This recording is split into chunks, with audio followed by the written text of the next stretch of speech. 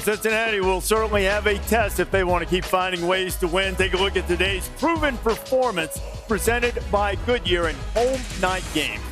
Look what the Utes have done under Kyle Whittingham, 55-14, average margin of victory a little better than 2 touchdowns. His started 2005. Coach Witt's first full season guiding the Utes, and he is joining us here now. Shorts rolled in the pickup. This is a flashing to you. You've established this place into such a consistent winner, national power. How would you describe where your team is? What's at stake for them tonight in this game against Cincinnati? Well, first of all, we've had a good season for the most part. Had a couple disappointing losses, but we're still in the hunt, we believe, and we'll have to have some help from a few teams. But there's a big game, obviously, tonight, and we've got to be ready to go. Coach, what's your take on, nobody knows the landscape of college football and coaching better than you. You see stuff going on in the outside world, not involving your program, and trying to keep kids engaged, even for you guys. You want to be undefeated. You lose a game or two. What's it like competing with this team this year with the potential distractions sometimes that are out there? Yeah, well, first of all, we got great leadership, and that's what it takes. If you want to keep a team together, keep them focused and keep them going, you better have great leaders, great captains, and we've been blessed with that this year without a doubt. Awesome. Tell me about Dampier a little bit. He looks awesome. Just on TV, it was the first week, I think you guys, I don't know if it was Cal or something, I saw Dampier and Songapolitelli late night football. Okay, I saw both of them, and I thought to myself, oh no, it's going to be a long season of 2 a.m. Saturday nights because I think these guys are going to be playing. Tell me about Dampier. Obviously, he's back. What a weapon you guys have. He is. He's a dynamic football player, a true dual threat. He's one of our leaders without a doubt. And, our players have really embraced him. He got on campus in January. We had a leadership council vote 2 weeks later, and he was a landslide guy to be on that council. Wow. That tells you how the team really embraced him. And That's great. That's awesome. Well, I've always had tremendous respect, especially after you beat us in the Sugar Bowl. But I wasn't going to bring that up. I do have to ask a question because your honesty and integrity is at stake in Jupiter, Florida, because I play golf with some of your golfing buddies out here in Utah. All right. And they really question your handicap. Sandbaggers! Sandbagger.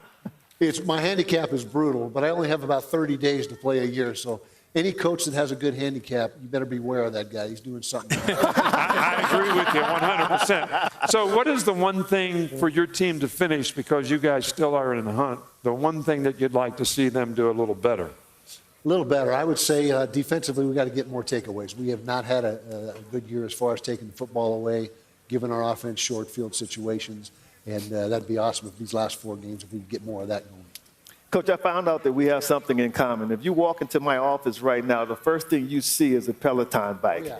And I was looking at Jess Sims' pictures of your office, and there's a Peloton bike. How often do you get on the bike, and how do you fit it into your busy schedule? Well, in the season, it's my Friday workout. I'm very regimented with my workouts, and that's the Friday routine. And I've actually got 3 bikes. I got one in my office, gave one to my secretary, so when they want to hop on. Okay. And then I got one in my house. So Yes, sir. I'm all in on Peloton. Coach, what's your favorite outdoor activity out here? Skiing, no question. Skiing. About it. It's my passion. You got a motorcycle. Black diamonds? Absolutely. Double black. You're an elite skier? You're like an elite skier? Absolutely. You're getting dropped in helicopters kind of skiing. Not yet. Okay, but you would do that. It's on the bucket list. Wow, that's amazing. I'll tell you what his favorite indoor activity is. Morgan Scalley told me you watched every pitch of that 18-inning game between the Dodgers and the Blue Jays. I'm a huge baseball fan. Every one. Who wins? Who wins Game 7? winning? Yeah. Who's winning Game Dodgers. Dodgers. Wiley loves that. Oh, wow. If Ohtani throws it. They named the starting pitcher yet? I think that's what I think they're that's what they're saying. planning to do. I don't know if it's done yet. Yeah. All right. Good luck tonight. Tawny, dude. You may have to catch up on that one tonight. You might have to watch that back. You've got business to attend to. Hey, we talked about him wearing shorts, because he epitomizes toughness, and that's what his team, oozes. It's also because of that Peloton wants to show off these quads. Got a good base. Got a good base. You look at the hot streak presented by DoorDash, and it is Brendan Sorsby. He's got 7 straight games with multiple touchdown passes, no interceptions. You heard him tell Ryan McGee this week. Been sacked 2 times, both of them his fault, not his offensive lineman. That's what offensive linemen like to hear. This guy is certainly an explosive guy as we go over to Kirk and Nick. All right, Reese. This Utah defense Coach, I know this one has maybe a different personality, but you played against him in a bowl game years ago. Right. It seemed to be the same kind of personality every single year when it comes to Utah and the physicality. Yeah, well, I love the way these guys play defense because they're always going to play tough up front. And if we can show you here how these guys stripe blockers up front. I mean, watch these guys. They're going to knock. This is what I love about how you play defense. Look at the gap control and the gap fits. Linebacker in this gap. Two eyes staying in his gap. Linebacker downhill in this gap. So this is just playing straight up defense, getting a tackle for a loss on first down, which I think is important to stay ahead of the sticks. Now, what they'll also do is they're going to pressure you on early downs so that they're going to create favorable down and distance. And here they're going to get a tackle or loss by moving everybody and slanting everybody.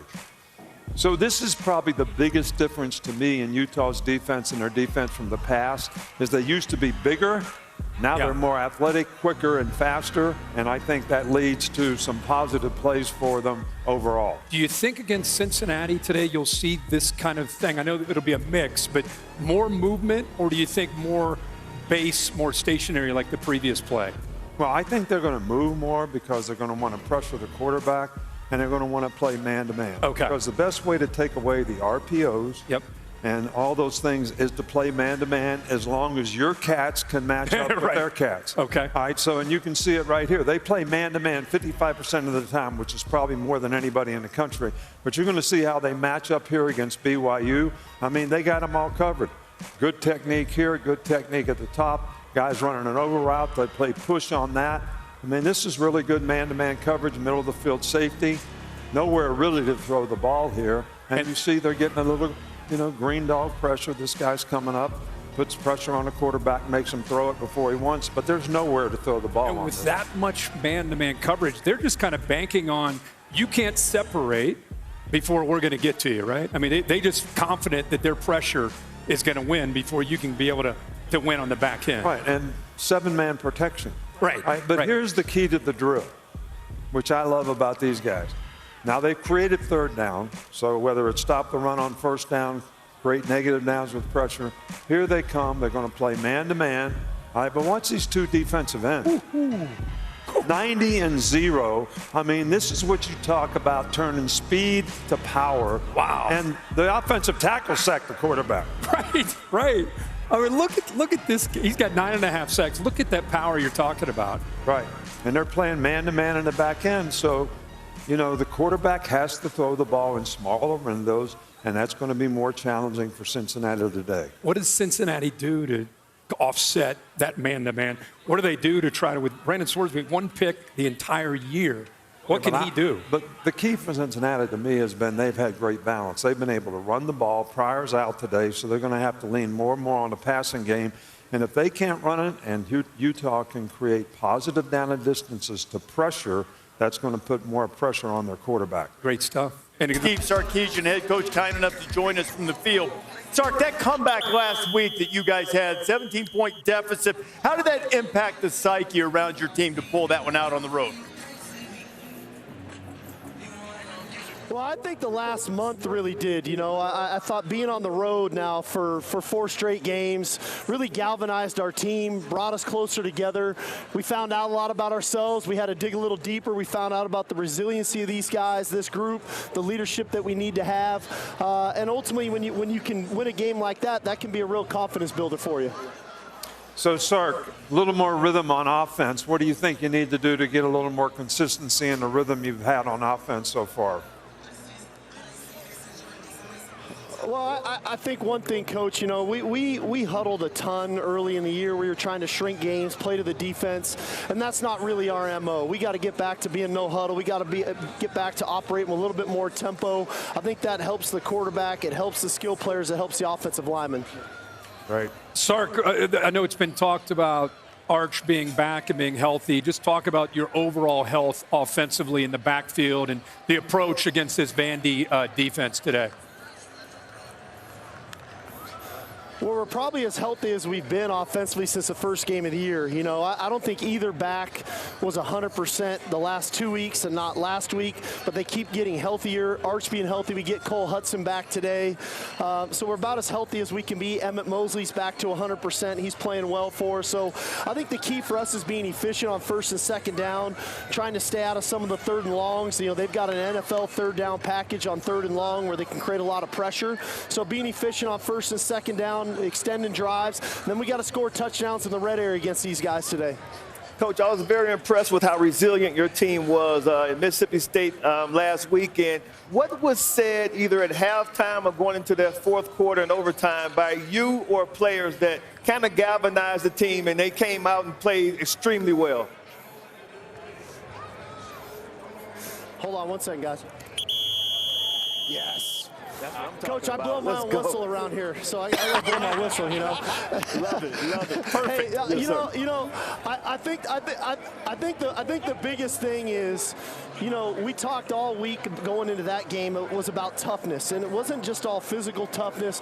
It was a mental toughness. You know, going into Starkville, playing in that environment at night, coming off of the 4-game stretch that we had on the road, it was going to take 4 quarters of the mental toughness and mental intensity needed in that environment. And so the score at halftime was kind of irrelevant. Let's just keep playing one play at a time, and then let's look up at the end of the game and see what it looks like.